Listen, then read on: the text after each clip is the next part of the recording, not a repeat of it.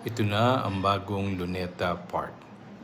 Makikita natin na ito ay malinis, ito ay maayos, at ito ay pwedeng pasyalan ng kahit sinong tao. Makikita na wala na din ang mapa ng Pilipinas at ito ay pinalitan ng mga fountain.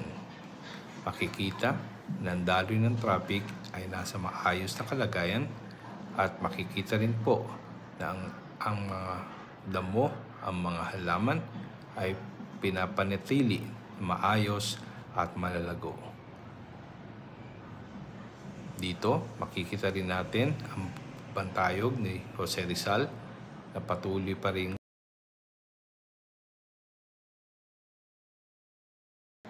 Dito makikita natin ang bantayog ni Jose Rizal, patuloy pa rin binabantayan ng mga sundalo.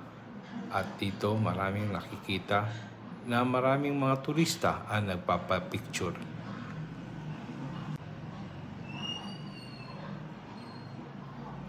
Maayos na kapaligiran ang Luneta Park.